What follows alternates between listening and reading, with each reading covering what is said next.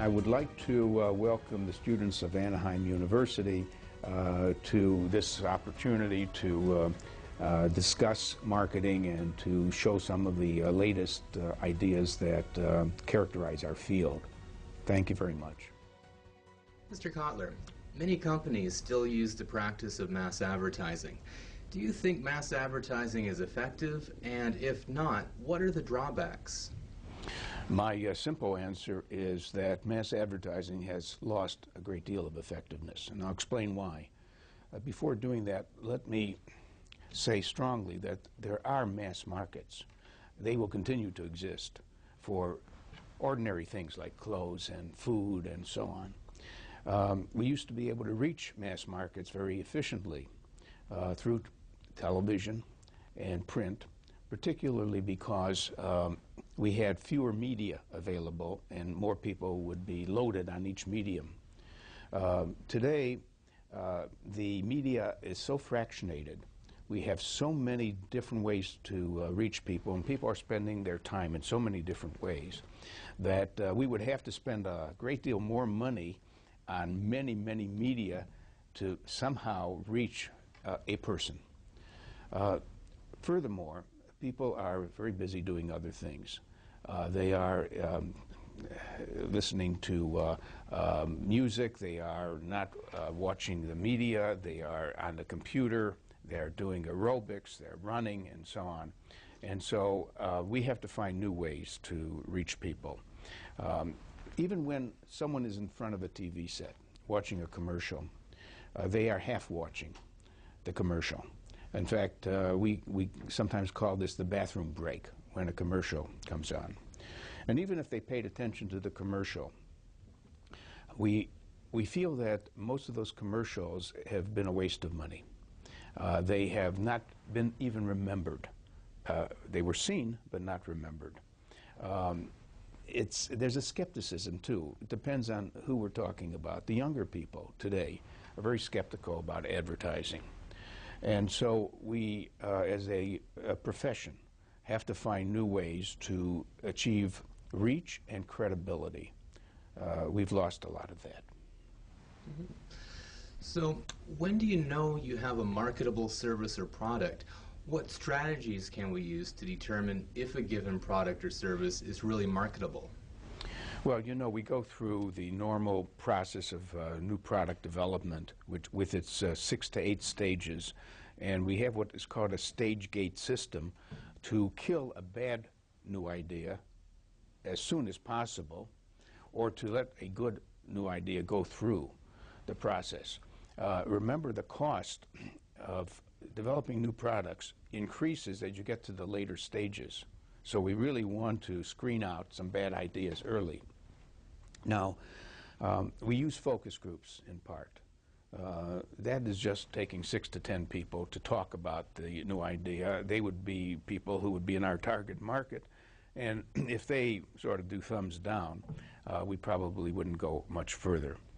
Not that we would rely on just 6 to 10 people. We would probably replicate a number of focus groups until we get a consensus. I remember doing this for the Volkswagen smart car. Actually, it was a Mercedes smart car, where we did several focus groups and asked the question, would you buy this car in the United States? And we were consistently getting the answer, no, it's too expensive, it's not safe enough, and so on. But let's say the focus groups are positive. We would go through more depth interviewing, one-on-one. Then we to see if the product is really marketable, if there's some kind of way it's meaningful. It's meaningful to the people who we would like to sell it to. We would go through survey work, and in the end we would probably know if the project should continue on. One of the things I look for to know that a product is marketable is that there's a real value proposition that is clear, it's distinctive, it's compelling. So that would mean that we would not introduce another car, another toothpaste by itself. That is not the way modern marketing works. In fact, we are so embarrassed by the high rate of new product failure, which is about 80% in the case of consumer packaged goods. I mean, with all that we know about the process I just described, we should never have a failure. And we still have 80% failure. So the question of how do we know if a product is marketable is a big question mark now. One of the things that leads to another question, and that is, how do we know what's behind the failure of a lot of our new products? And there the answer is, one, sometimes the product lacked a meaningful value proposition, a compelling value proposition. Two, it was a good value proposition, but the price was too high. Three, the market didn't quite understand the product, especially for radically new products, like what's a VCR, what's a Palm, you know, where what was needed was not advertising, but education. And marketing education, that is educating the market, is much more expensive than putting out an ad. So there's a number of reasons that behind product failures. So what are the key ingredients in a good marketing plan? What are some typical red flags that may indicate that a marketing plan is not going to work? Well, you know, I've looked at so many marketing plans. I've been invited by companies to audit these plans. Particularly, I did a lot of work for IBM, where I was sort of a second guesser on how good the plan was, and I had a scheme for evaluating the plan. And then often we would send the plan back to the planner and say, hey, the objectives aren't clear, the strategy isn't clear. What I found in a lot of these exercises is that the plan consisted of a lot of numbers and a lot of ads and no strategy. In other words, you'd go and look for some compelling strategy that is bound to win, and you couldn't find it. So what makes up a good marketing plan? First of all, objectives. The objectives have to be feasible. I mean, they can't be dreams. They've got to be attainable in some way. But even after the objectives are set out, the question is there a clear and compelling strategy? And that's guesswork to some, but is it at least spelled out? Let's say the strategy is spelled out, it looks good. Are the tactics, which is the actual implementation, the choice of a real price, a specific price, the communication strategy, the distribution strategy, all those details, are they worked out and aligned with the strategy? I sometimes find a disconnect between the strategy and the tactics. Now let's say the tactics are well worked out. Then I look at the question of the budget and putting the budget in the framework of a return on investment. I mean, for that budget and for given what we expect to attain in the marketplace in the way of revenue, are we getting back a return of, let's say, 20% on our investment, or 30%, or is it just 5%? And then, does the plan have good controls? That is, every month we have spelled out where we want to be, and we can look back and check on whether we got there, and if we didn't, we could ask a set of questions. When we don't attain in a plan the numbers we want, we have to say, well, did we not spend enough money to get there? Oh yes, we spent enough money. Was the mix of expenditure on different programs and on the 4 Ps, product, price, place, and promotion, wrong? No, those were okay. Well, maybe we didn't have the right strategy. We didn't do the right segmentation, targeting, and positioning. Oh, well, even if we did, were the objectives sensible? So when we look at a plan, we ask a whole set of questions about is it a good plan, is it a feasible plan? So what would you say has been the most successful marketing campaign that you have seen? Well, you know, that's a good question, because I do have the feeling that not more than 10% of the campaigns, advertising and marketing campaigns, are truly outstanding. 10%. Maybe another 30% are okay. And then I'd say almost half of them were a waste of money. Now, what would be a successful campaign? I like to look at Absolute Vodka. Along comes a brand of vodka which suddenly takes over the market. Now, vodka is a commodity. In fact, it's got to be of a certain kind of consistency. It's spelled out chemically. So it's got to be a differentiation in the mind, not in the product. But look what they do. They develop a wonderfully clear bottle, kind of nice Swedish look to it. And by the way, vodka should really come from Russia, not from Sweden. Secondly, they run an advertising campaign based on art. Art. Every month you'll see a new vodka, Absolute Vodka ad with the bottle somewhere in the picture. Well, isn't that a reinforcement to see the bottle again and again? But the puzzle of where is it, and the cleverness of how they created this ad, and the fact they engaged artists to compete to do vodka ads for Absolute. The result is they're one of the world's leading brands now, with a commodity as the subject. Now, are there other campaigns that have been outstanding? Absolutely. 10% of them have been. There's a book written by Hamish Pringle. He is an advertising expert in England called Great Advertising, and he has 20 or 30 campaigns in there, which he documents as having been excellent and effective campaigns. But that doesn't prove that he's covered the universe. That's the 10% he found. But I believe that the question is a basic one.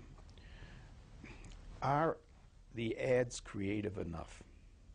And my answer is no, they aren't. Why? Where's the creativity? Most of it is humdrum. Most of it is lifestyle. Two women washing clothes and one woman says, mine came out cleaner. So I've asked this question of ad agencies. I've said, why aren't your ads more creative? And they say, well, we give the advertiser a creative ad, but he's scared. He's afraid. He wants to sort of tone it down a little bit, not take a chance. Consequently, they settle for a mild ad rather than a wild ad. I've often said to advertisers, ask the agency for 3 ads. A mild ad, at the other extreme, a wild one, and one in between. And then you make the choice. But my main point is that the ad agencies blame the advertiser on being too risk averse, and the advertiser says, no, I didn't get a really brilliant campaign. But notice the point that I'd like as a takeaway. Great ads can make a world of difference in a product success, but we don't get enough great ads. I see. So then what are the most common mistakes companies make in marketing their products or services? Well, I would say that they have not developed a compelling value proposition that is clear and something people will really feel they need. They have mistargeted sometimes. They've gone after a segment that is not the right segment that would be interested in this offer. The price has been set at the wrong level, maybe too high, for the market that would be interested in the product, but not at that price. The product, the channels where the product is available are not matched to where the people are who want the product. And we can go on and on. We would just say that there's either been a failure of segmentation or targeting or positioning, or one of the 4 Ps, product, price, place, or promotion, or service has been suspect. That is, you buy the product, but can you have it fixed up if something goes wrong easily? Can you reach the company on the phone? There's dozens of reasons why companies may fail when they launch a product. So how has marketing's position in business changed over the past 30 years? Well, it's very interesting. I would say that marketing in some companies at the beginning managed to be the driver of the business's strategy. I mean, of all the functions, marketing was the one driving the strategy for that product class or category. An example is Procter & Gamble. When Procter & Gamble started the brand management system in the 1930s, they said to the brand manager, "You're totally responsible for the business." Now, is that true today? Today, when a brand is developed and given to a brand manager, his or her power is very circumscribed. And what comes out is a patchwork of inputs from the finance officer who wants a certain price, from the manufacturing people who say they can't deliver that quality, but they'll deliver what they can, from the engineers who may make too much quality for the price that will be charged. So somehow we want teamwork. We always want teamwork to be behind a new product, but there should be a driver. There should be someone who really makes a consistent communication program and quality program and so on. And there isn't. What I'm saying is that marketing, in some cases in the past, was a much stronger driver than it is today. In fact, in the worst cases, marketing has degenerated into a 1P function. And you know what that P is? Promotion. You go into a marketing department in a large company and you find that most of the people there are working with advertising agencies and PR agencies and sales promotion consultants, and it's about promotion. What about getting the right product out and service to go with it, and the right price and the right channels of distribution? So unfortunately, marketing has been marginalized in companies, and my goal is to get it restored to being the driver of the strategy around that product. So what are the most intriguing theories of marketing that have recently come to your attention? Well, there's always new themes, and among them are first the great attention being paid to branding, brand positioning, and also what we call brand asset management. The brand being an asset that has to be managed carefully, to making sure that it isn't misused. For example, Coca-Cola would be making a mistake if they made a Coca-Cola toothpaste. The name has to be what it is. It's about drinks and good, refreshing drinks. So brand skills are very now high on our list. In fact, you know, every week there's a new book written by and published by someone on branding. Every person who's ever worked in marketing or advertising has to write his own theory. But it's good that we sort of respect what we call brand equity. A company, we sometimes say, its worth is measured by its brand equity. You know, the idea has been stated that Coca-Cola could sell its own brand name for $70 billion. That's what their brand equity is worth. Okay. Another concept is customer equity. Customer equity is, what is the value of your customer base? If I'm a physician and I want to retire and sell my practice to you, how much would you have to pay for the patients I have? Because my practice is a set of patients who will continue with you, hopefully. That's customer equity. It's an interesting concept, and it's related to brand equity, but we use them a little differently. Another theme is customization and personalization. We're reaching a point where, in many cases, we can make an offer for that person, not a standard offer that everyone has to accept or reject, but one that's customized for that person. It's like Toyota saying, we can make the car you want. Now, not any car, but we can offer you the Camry with the features you want. Takes a little longer, a week or two, but put in the order. But aside from cars, this is already well done by Dell Computer. You actually tell Dell what features you want in your computer, and they price it out, and that's what you get. Now, customization is going into a lot of areas. Levi jeans will make a pair of jeans for you for your size and so on. Give them your measurements and you get a special pair, and then you can renew it. If you haven't gained or lost weight, you have exactly your measurements. Personalization is part of this. It's to not only make something for someone, but to know them better, to know them more personally. It's not, dear sir, it's, dear John, we remember your interest in the following thing, and we'd be glad to provide something for that. Now, another theme or direction for new thinking is called experiential marketing. And by that we mean not just giving some service, but creating an experience. So you go into a restaurant, and sometimes you come out saying, what a restaurant, what an experience. Look at the way the waiters handled it. Look at the way the place looked. Well, restaurants taught us that you can market more than food. You can market an experience. That's what was behind Hard Rock Cafe and some of those other organizations.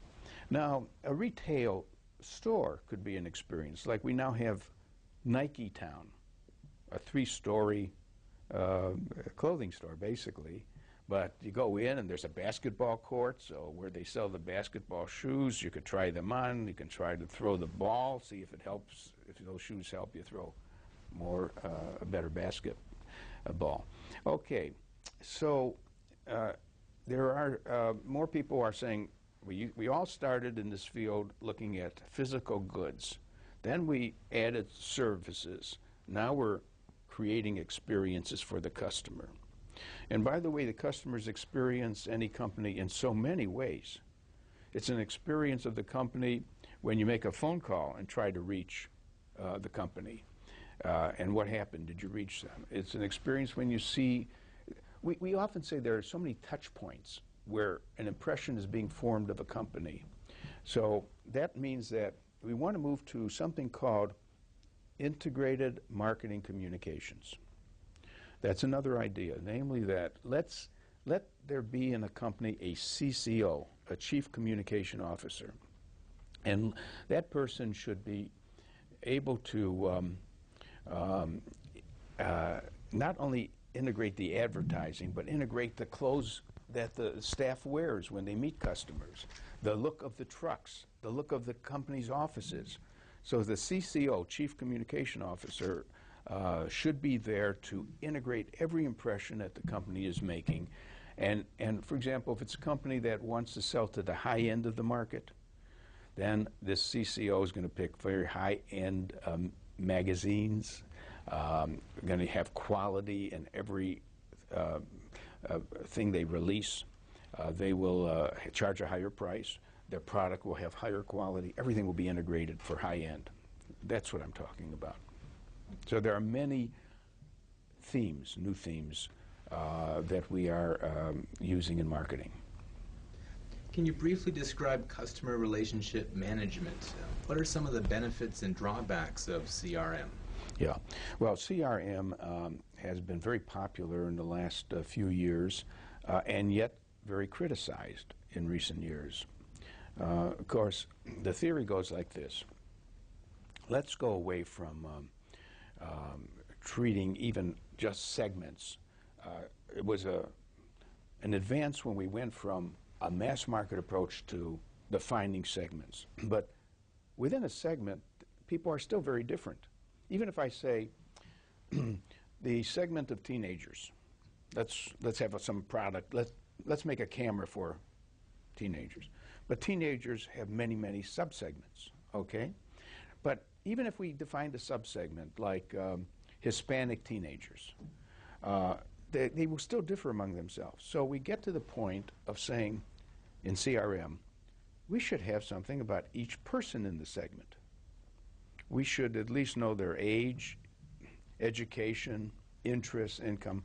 And many companies are now collecting pretty specific profiles.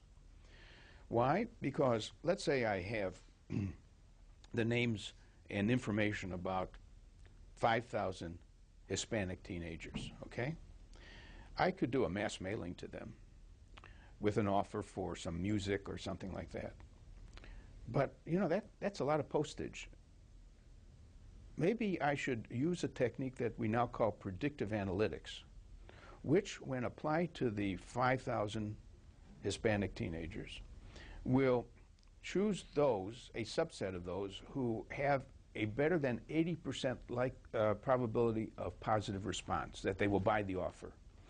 Maybe that will turn out to be 800 of the 5,000 that have an 80% probability of buying the product. So I send the offer to just the 800. I probably will hit something like a 20 to 30% response rate, not the old 1% response and 99% wasted mail. My mailing cost is much less because I'm mailing to 800 people and not 5,000. And that's the essence of CRM thinking. If we knew our individual customers, we would pick the right ones to reach at that point in time. Great idea. Now, it requires a lot of cost. What? First of all, gathering all that information. Secondly, hardware and software. And then, remember, we have to keep that information up to date. For example, some people move. 20% of us move each year, so we'd have to find new addresses. I mean, there's a lot of cost to CRM. Now, it may be worthwhile, but I want to make this point. CRM is not worthwhile for a number of companies and types of companies, and I'll tell you examples. Coca-Cola should not get into CRM because there are 2 billion people drinking Coke. It doesn't need anything, any information about them. It would be unmanageable. What are they going to do with it?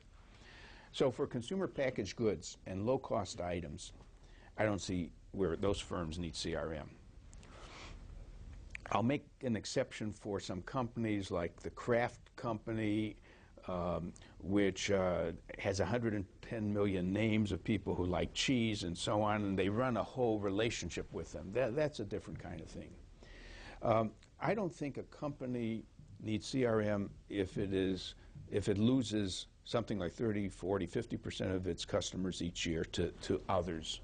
For example, cellular phone companies are experiencing a lot of switching. Every time the subscription expires, some cell phone user finds another company that will be cheaper. So you lose half of your database. I mean, after having all those names and all the information about these people, all of a sudden you lost it. So CRM isn't good there either. CRM is mostly useful where you're going to learn about customers who buy more than one of your products. They buy a number of your products, and like Sony. If Sony could get the names of the people who like to buy electronics, and I'm one of those, by the way, they'll notice that I bought their digital camera. They'll notice that I bought a Walkman. They'll probably send me more offers. So that's where CRM would be very useful, to identify high electronic users. Now, what are the main failings when CRM is proper to use, but where it has failed? It had failed in companies that thought of it only as a technology, and they did not set themselves up as customer-centered companies. They were not customer-centered. They didn't really run them. They were product-centered. And they had different product divisions that didn't talk to each other. So somehow, though there's names of their consumers somewhere, no one's taking a 360-degree view of the customer and all that he might buy of the different products the company makes. So one of the big mistakes has been that it's been adopted as a technology, but it wasn't fitting the company's state of mind, which was that it was a product-centered company, not a customer-centered company. And then there's been hardware and software problems, bugs that came up in the CRM system, lack of the right information, like the most critical information for predictive analytics might be a guess at the income of the person, and they couldn't ever get those numbers. So I think any company interested in CRM should tread very carefully. It can work. It has worked brilliantly in some cases. It has failed terribly in some other cases. What marketing advantages does the internet offer that other media do not provide? The internet is explosive and revolutionary in its potential for marketers. Let me list some of the ways we would probably and profitably use it. First of all, as an information highway. Every company can learn so much more about the marketplace, about customers, about competitors by going on the internet and listening, eavesdropping, in chat rooms, and so on and so forth. Even customers. A company could set up a customer panel, a dealer panel. An example would be we choose 20 of our long-term customers, or 100 of them, and say, would you mind being on a panel? Which really means that from time to time we'll ask whether you could get on your computer at 8 p.m. at night, and we're going to show you a new product we're developing or a new ad campaign and just getting your opinion. And, you know, you could use your computer to chat. And therefore, you can run a focus group right on the computer. As for competitors, you can say you want your page to reproduce any information about a competitor of yours. You want every mention in the financial press or anywhere else to be daily listed. So someone is collecting competitive intelligence on a regular basis. You can use the internet to sample people where you might make the kind of product that is small and not costing too much, and you can say to people they can get a sample of it by just emailing the wish to get a sample to you. You can offer coupons to those people who write for a coupon. We'll print it out for them, and they can go into the supermarket and get 10 cents off, 10% off or something like that. That's what was done with Toys R Us. Toys R Us said, before Christmas, why don't you just write to us and we'll send a coupon and you give it at the checkout counter and you get your cost down. Many companies, at the very least, need a good web page. And I'm disappointed in the web pages. I find some of them download very slowly. They have too much cuteness, you know, and I don't need that. I want to get to what I want to get to. There's no reason to have a poor web page. Your own consumers who use it can tell you what's wrong with it. Or you can go to experts who can evaluate the web page and say that it's hard to go from one part of your web page to another. Certain things are not clear. Too much color or too little color, and so on. But I think that the real question is often raised, will the internet serve as an advertising medium in the future, comparable to TV and 30-second commercials? No. First of all, people using the internet would resent it. We don't like pop-up ads. In fact, we can block them now. There is advertising going on the internet, there's no doubt. But it will be a very small part of the experience of the internet. So don't think of its great new use as being a giant advertising medium. No, its great use is it's an information highway that goes both ways. It helps the company send information. It helps the company read information about others using it. So what is the greatest change the internet will bring to marketers over the next decade, and how can companies ensure that they take advantage of these benefits? Yes, well, I've covered some of that, and the thing is that I would say a company should be sure to appoint someone in the marketing department responsible for exploiting the internet in all the ways that I listed. And not only leaving that in the hands of a person to do it, but rather educating everyone in marketing on all of these benefits and potentials in getting acquainted deeply with what the internet can do. That is to say, we don't want to lock it in one area of a company. We want the company to be using the internet for all these wonderful opportunities. While we're on the topic of the internet, do you agree with Peter Drucker in that online education will play a major role in the future of higher education? Yes, I agree with everything that Peter Drucker says. He's one of my heroes. But with respect to education, I think it could be a powerful force in education.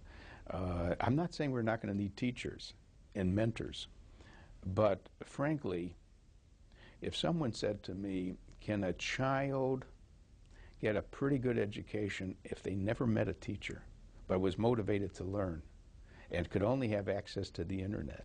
I'd say yes, because everything's on the internet. Every course you could imagine, and so on. Now, of course, it could be shapeless. The kid can go from one place to another without a kind of learning about the great ideas and the great pieces of knowledge they should have. The real point that Drucker is making and others is that the computers and the internet ought to be in every school, and every teacher should be teaching with the internet as a platform for the learning. And the assignments should drive the students to go to the internet for information and for chatting with others and for searching. You know, you can reach, if they're doing a paper on Nigeria, they could actually chat with someone in Nigeria. So I think it must be part of the educational process in the future. Let's talk about marketing influences and marketing visionaries. In your book, Kotler on Marketing, you list Akio Morita, co-founder of Sony, as a marketing visionary. What was it about Akio Morita's marketing vision that impressed you the most? Well, I think he was a giant in the ideas he brought to not only Sony but to the whole business world. Let me be specific. First of all, he made a statement in his book, Made in Japan, that he doesn't serve markets, he creates markets. Now, what he's really saying is that there's different ways you could be good as a businessman. You could be good at copying others. For example, Panasonic has been described as sort of doing very well by not originating a lot of things, but watching what Sony does and coming out with their version, maybe a little less expensive, and so on. That's been a battle between Sony and Panasonic. But you notice what he did. He said, we are not just running after other products and copying them. We are creating new things. And in the book, he lists so many new things that Sony has done that we've never, besides the Walkman. The Walkman is well known, and of course he came out with the beta approach to the VCR and all that, and that there was a whole issue there. But so one of the things is creating new things, innovation. Second thing is when Sony would come out with a new product like the Walkman, he would ideally like to set up 3 teams to manage it through time. The first team would be sort of making it a little better, giving it a different color or bringing it into a different target market and so on. The second team would be trying to think of a more substantial way to improve its performance, maybe to make a tape last twice as long or something like that. And the third team, ideally, would be working to obsolete the product, to make something so much better than it that Walkmans would no longer be around. So this idea, the second idea has to do with how you manage a product through the life cycle. You don't just make it and keep it fixed in its attributes and so on. And that fits a Japanese notion that the Japanese people have taught us, and that is continuous improvement. not only toward zero defects, but to better and better products. I would just say that Sony has exemplified innovation, creativity, quality throughout its history. And who has influenced your marketing theories the most?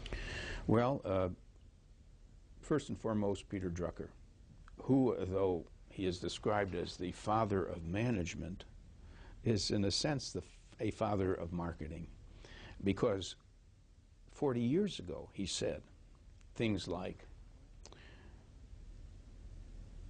the only two functions that count in a business are marketing and innovation. All the other functions are costs. He also said 40 years ago that the purpose of a company is to create a customer, not a product. He was prescient in seeing that. He also said 40 years ago something that I thought was so perceptive. He said the aim of marketing is to make selling unnecessary.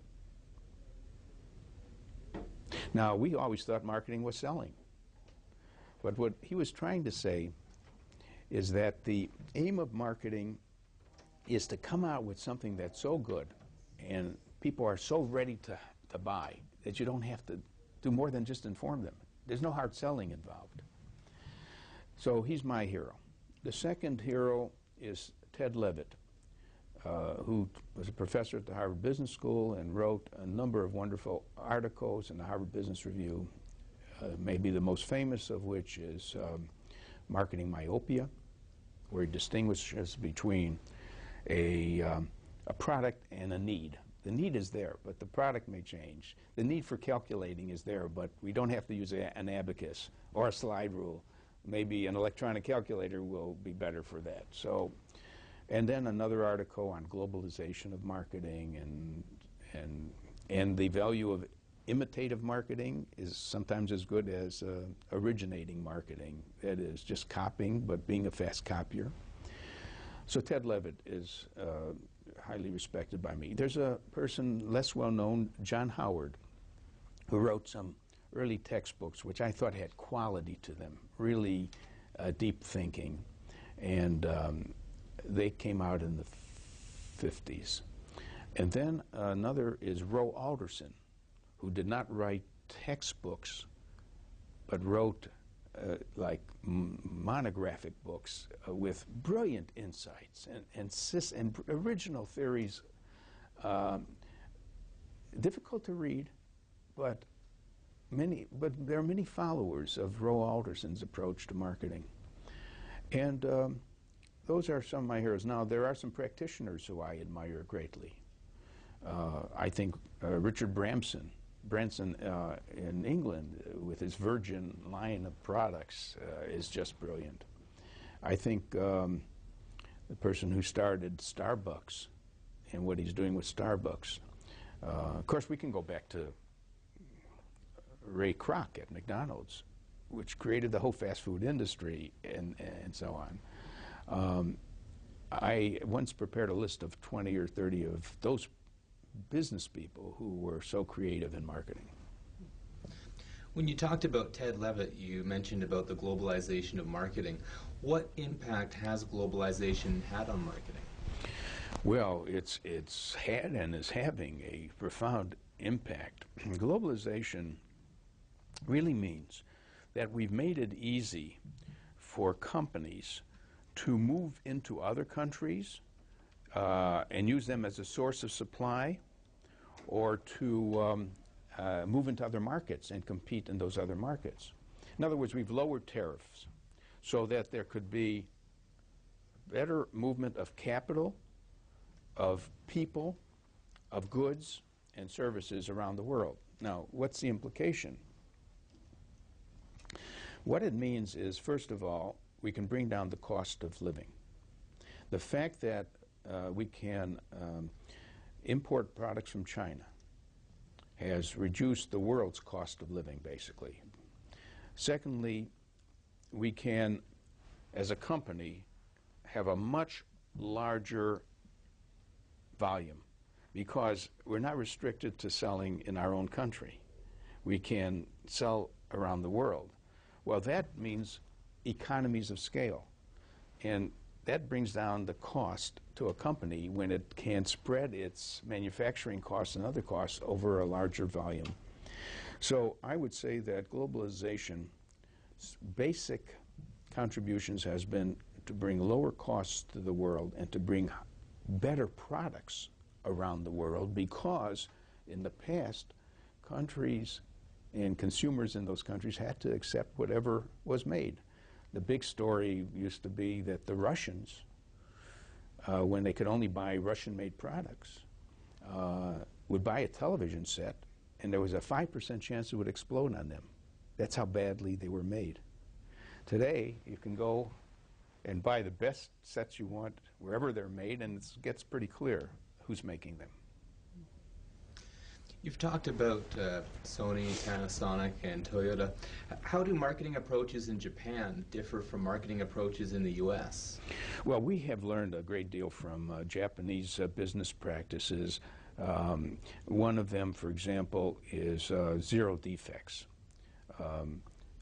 We got away with murder in the United States with respect to our products. I bought a Buick once, American car, and I had to take it back a day later after buying it to be fixed up. And the dealer said, well, don't worry, you're not going to pay any more. Just bring it back to us. And I said, well, why do you let the product come through this far? Why isn't it perfect at the manufacturing point? Well, it's just cheaper to let all the cars be made, whether they're made as well as possible or not. And the dealer will find a mistake or two, like the customer comes back, as you did, and we fix it. Yeah, but what about my time? Okay.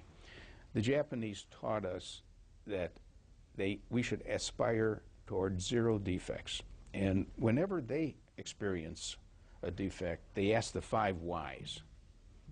Why was the production bad that day? Why was it that worker who who was perhaps drunk that day?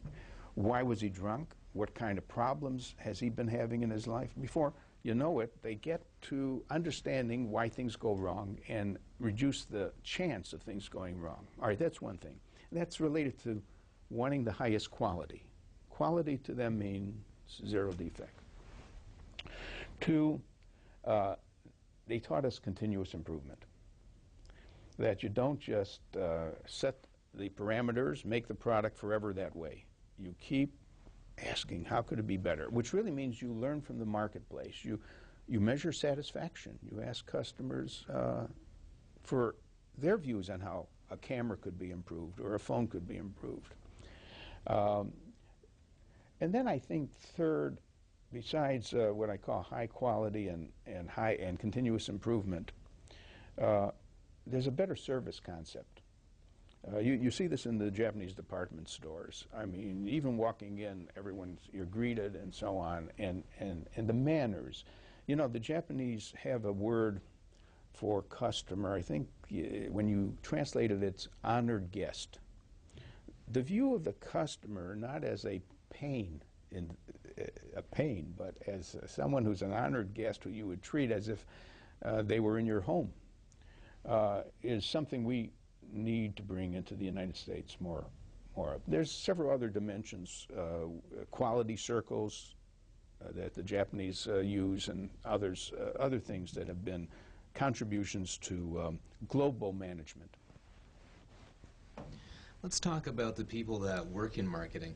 What qualities in a person should marketing departments look for when recruiting new staff? Well, it depends on whether we're talking about marketing staff or sales staff. Let's take marketing staff. You know, marketing is that group, that the marketers who prepare the whole program that is applied by the salespeople and the others, and it's more analytical work. Marketing people you want them to be 2 things. You want them to be analytical where that works and creative. because they have to imagine a strategy and communications that are going to be catchy and all that. So there's a number of sub-skills or a skill set that marketers should have. Of course, it even will vary with whether they're the marketing research person. What are the skill sets there to do good research? Whether they're the communications person, what are the skill sets? Whether they are the channel and distribution arm of the marketing department. So it's hard to say something very general. Now, with respect to the sales force, what should they be good at? And here I would say don't hire any salespeople who are not people-oriented, because interpersonal skills and relationship-building skills are so important. You want your salespeople to know their product, not only know it, but love their product. By the way, one difference between Japan and the U.S. in favor of Japan is that the Japanese companies, when they hire marketing people, are really putting these people initially in the factory. At least that's the way I knew it was done by some companies. Because that way they get to know how the product is made. They get to almost respect it and be awed by it. And then maybe often they're not transferred into marketing. They're transferred sometimes into purchasing. We don't do that. When we hire a marketing person, he goes right from an MBA program into marketing. All right. But and when I noticed this in Japan, purchasing. Why? When you're in purchasing, you're going to meet salespeople who are trying to sell their products to you. And you'll get a sense of what is good selling and bad selling because you see it right in front of you. And you can model yourself after what you see is very effective selling. Then after being in purchasing, I think you should be in the sales department, not the marketing department. You should be selling. And then if you still want to do marketing, all right, maybe it's your chance to do marketing. So the Japanese firms that I've noticed in some cases have a whole different way of training you, giving you a skill set for marketing than we do, where we just take you from an MBA program and put you into marketing. So what should one look for when hiring an advertising agency? Well, I would say that we should invite at least 3 to 5 agencies in to begin with, and look very much for their creativity, not their cost or just their ideas. And I've often felt that it's almost a mistake for a company to only have one ad agency, because then the creative ideas they're going to get are going to come from one group. I'd even argued sometimes that we should buy advertising ideas. We should tell 5 agencies, we're going to pay you for ideas. If you were to market this toothpaste, this new one we're talking about, tell us what you would do, and we'll pay you for it, and give you, we'll get the property rights because we're paying for the idea. Too often when you have only one agency, that agency thinks a certain way, and even if they give you 3 ideas from mild to wild, they're within the same frame. Okay, but in the end, if you're going to use one agency, there's not only would I want to appraise the quality of their ideas, and of course I'd look at their past campaigns and measures, and I want to see not only the advertising, I got to know if it worked. Much advertising is arty, and it's even remembered by people, but it never sold. And remember what David Ogilvy said. It's not effective advertising when it's just cute or arty. It's got to actually sell. So I want the agencies to tell me what the return on investment was for their campaigns in the past. What metrics did they use to show that the campaigns were profitable? And then the last thing, not the last, but one of the things I would want is pay for performance. I would tell any agency that I'm interested in hiring that they're not getting a straight 15%. They're getting a variable return based on how well their advertising performed. And there are ways to sort of say this. If our sales went up when you did our campaign, you'll get 18% commission, not 15%. If the sales have been flat, in spite of your campaign, you'll get your normal 15%. If our sales go down, your advertising didn't help, you only get 13% and a warning. That's called pay for performance. It's being practiced by P&G now and a couple of other companies. And maybe some ad agencies soliciting my business will drop out, but I want to stay with those that will meet that criteria. What aspects of marketing should companies outsource to consultants? Well, you know, marketing outsources most of the things. We outsource our marketing research. I mean, there's a marketing research director, but he hires field workers and a agency, research agency. We outsource our advertising. We outsource our sales promotion to a consultant on sales promotion. Normally, if you're a very large company like Procter & Gamble, you're going to have your sales promotion people inside. But medium-sized companies, who are looking for sales promotion ideas, they will go to a consultant. Public relations is often outsourced. And so basically, even the management of a loyalty plan, let's say you are going to offer points to people for the level of their purchasing, just like an airline has a frequency program. Running that, you probably are going to have it run by someone else for you. So marketing does a lot of outsourcing. And it's a matter of size.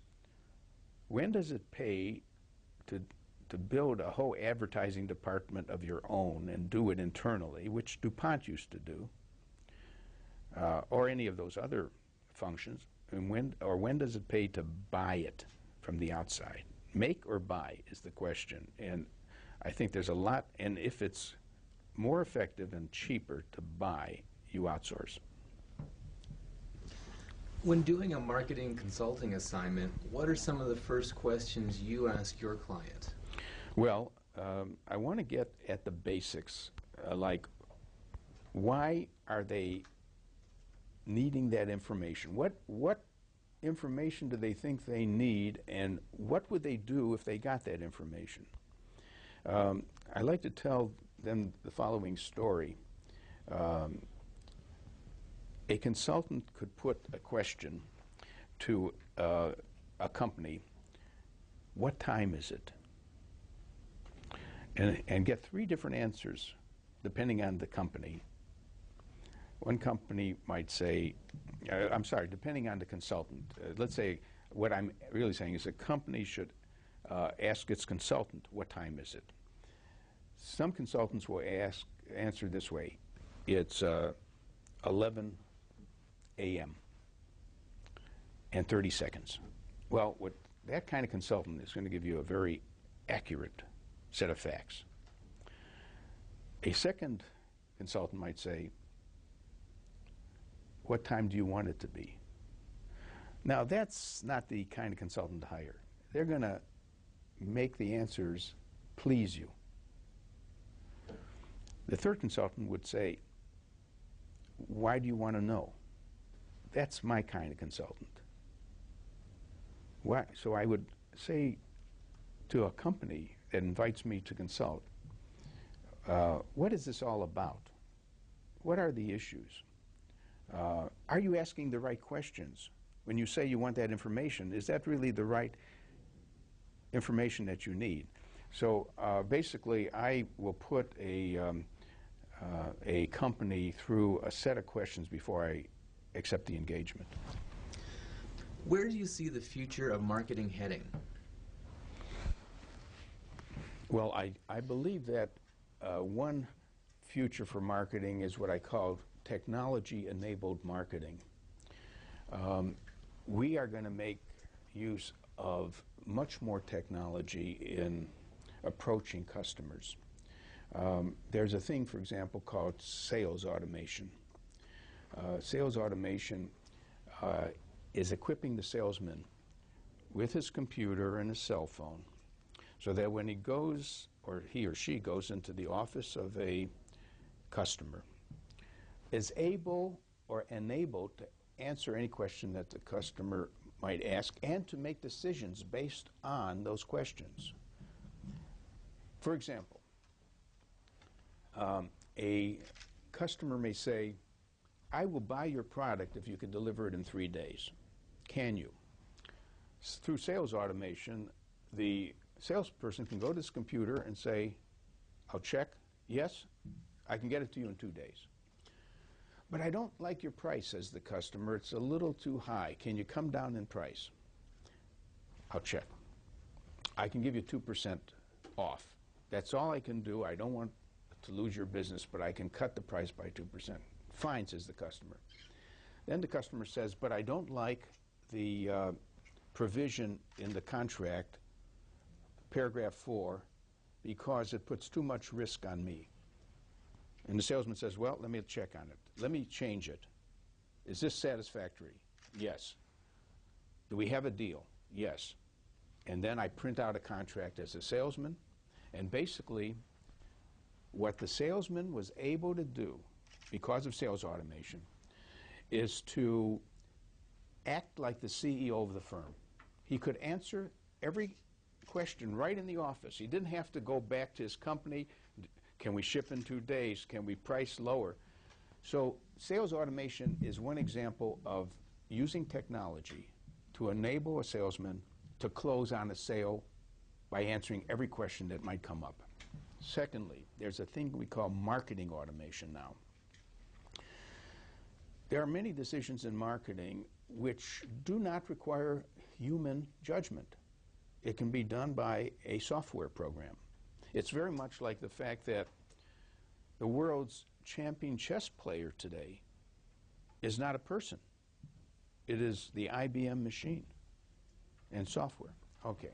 Now, if chess, which is a very complicated game, can be handled by software, why can't we handle some decisions in marketing?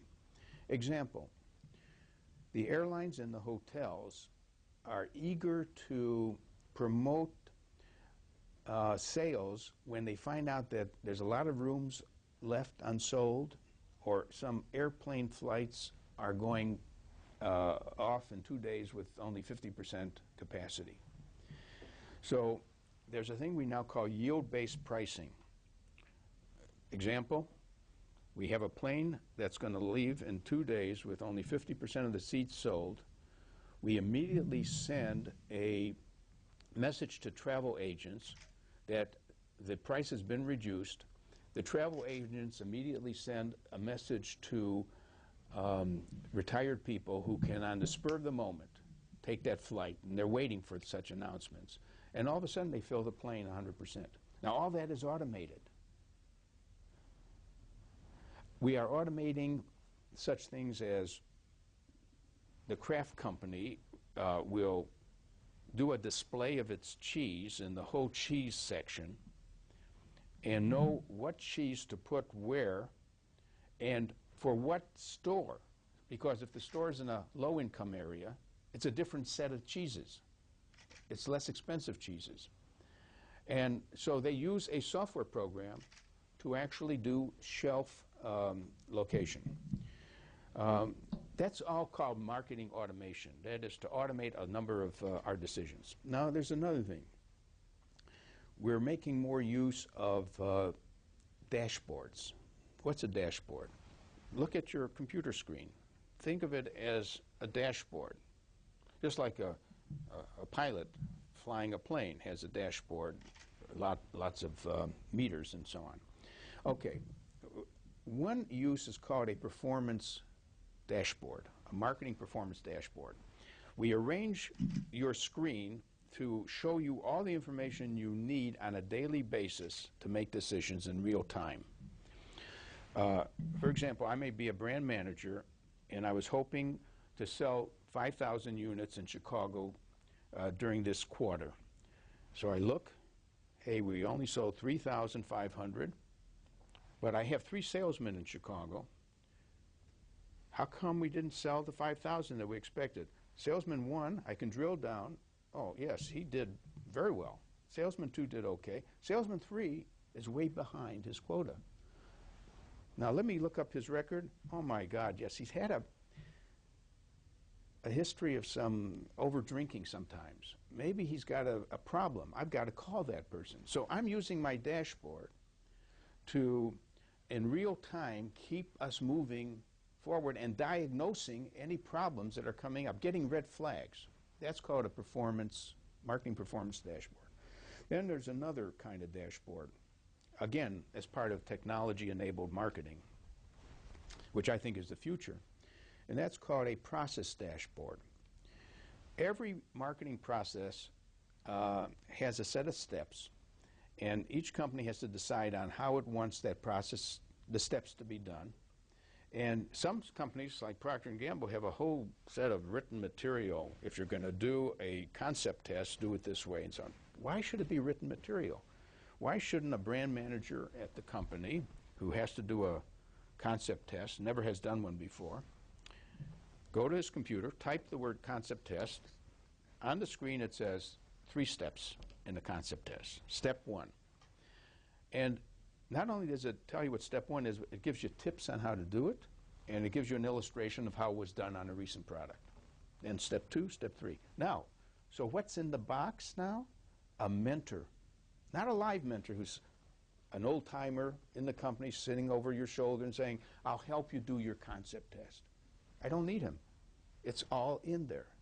And that's called a process dashboard. A set of, now, all kinds of processes. How to do a test market, how to hire an ad agency.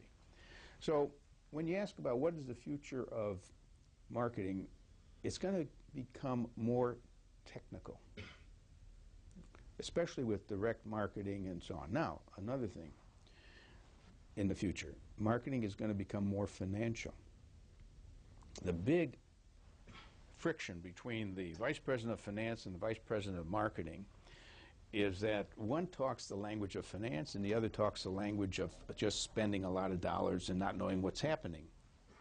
Okay, so the real question is how to build a financial mindset in marketing people, where we could ask them this question and get an answer. What was the return on investment of that campaign? How much money did we make with that new product? And that's what we are going to do. Now, Coca-Cola recently did an interesting thing on financials. They've told their marketing managers that whenever they are running a campaign, to estimate in advance what the return on investment would be, using a certain system of what do you think the awareness will be, what do you think the interest will be, what do you think the preference will be. But anyways, let's say I'm at Procter & Gamble, I'm about to do a campaign, or at Coca-Cola, whatever, and I estimate that this will give a 20% rate of return on our investment. After I run the campaign, I do a post estimate. Hopefully it's 20%. Hopefully it's not 2%, which was a disaster. Hopefully it might really be 40%. I was wrong. But what that does is, see, it's guesswork, but the main thing is it starts making me as a marketer think financially. So it's that mindset that will be in the future of marketing. We're going to create, now some people object to that. They don't want to be financially liable because they say it's marketing so messy. How do you know what a mass advertising campaign really did? And it will affect our creativity because if we start thinking of the financials, we're going to be more risk averse. So we won't do some risky things because maybe they'll be great or they'll be terrible. So some people are worried about making us more financially oriented, but that's part of the future. So we're going to get more technical, we're going to get more financial. So finally, what advice do you have for someone just entering the field of marketing? Well, first of all, they should clarify what kind of marketing they're interested in, because marketing is a mansion with many rooms. For example, if they are attracted to marketing because they like to do research, be a marketing researcher, then they should know themselves well enough to know if they have the skills and the patience and to do this. If they want to enter sales and sales management, that's a whole different kind of person and lifestyle and so on. If they want to be a vice president eventually of marketing of the whole function, they would have to be able to work with many other functions.